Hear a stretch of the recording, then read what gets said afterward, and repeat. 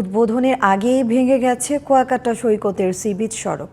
বঙ্গোপসাগরে সৃষ্ট গভীর নিম্নচাপের প্রভাবে অস্বাভাবিক জোয়ারে ধ্বংস হয়েছে ১৩০০ মিটার সড়কের ১/৩ সম্প্রতি সৈকতের জলোচ্ছ্বাসের তাণ্ডবে এমন বেহাল দশায় পড়েছে এই সড়কটি। এ নিয়ে ক্ষোভ প্রকাশ জানান পর্যটক ও স্থানীয়রা। কুয়াকাটা প্রতিনিধি মনিরুল ইসলামের রিপোর্ট, জানাচ্ছেন আব্দুল মালিক।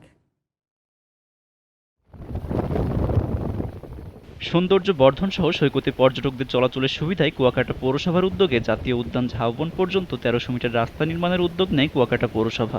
৪,৭৫,০০,০০০ টাকা ব্যয়ের এই প্রকল্পের নির্মাণ কাজ পান পৌরসভার তৎকালীন মেয়র আনোয়ার হাওলাদারের ঘনিষ্ঠ ৩ সহযোগী, কুয়াকাটা পৌর শ্রমিক লীগের সদস্য সচিব সগির মোল্লার মোল্লা ট্রেডার্স, পৌর শ্রমিক লীগের যুগ্ম আহ্বায়ক বেলাল হোসেনের আবরার ট্রেডার্স ও সাদ্দাম মালের SM ট্রেডার্স।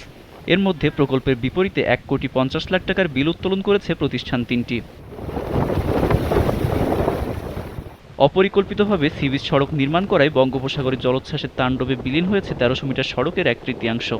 কুয়াকাটার এই রাস্তা ছিল একটা সাগর পারে, এই রাস্তাটা ভাঙ্গে গেছে। সরকারের পরিকল্পনা যে সুন্দরভাবে বাস্তবায়িত করা হতো, তবে রোডটা এভাবে ভেঙেও যেত না। পরিকল্পনা ছাড়া কাজ করায় আমাদের এই রোডটা বর্তমানে এই যে পরিস্থিতি ভেঙে গেছে, এটা আমাদের জন্য দুর্ভোগ। আমাদের পর্যটক যারা আসছে, যারা ভাই আমাদের, তাদের জন্য এটা দুর্ভোগ। SM ট্রেডার্সের স্বত্বাধিকারী সাদ্দাম হোসেন কোনো যৌক্তিক উত্তর দিতে পারেননি। অন্য দুই প্রতিষ্ঠানের মালিকদের মোবাইল ফোন বন্ধ থাকায় যোগাযোগ করা সম্ভব হয়নি। পরিষ্কার বক্তব্য হলো ওটা হচ্ছে সমুদ্র পারে, ওটা আপনি যতই শক্ত করেন না কেন ওটা এমনিতেই ভেঙে যাবে, কারণ ওখানে তো ওটা হচ্ছে পথচারীদের জন্য নান্দনিক রাস্তা, ওটা তো আর সমুদ্র রক্ষা রাস্তা না, বুঝছেন। এখন যেহেতু রাস্তাটাই হয়েছে কর্তৃপক্ষের অপরিকল্পনায়।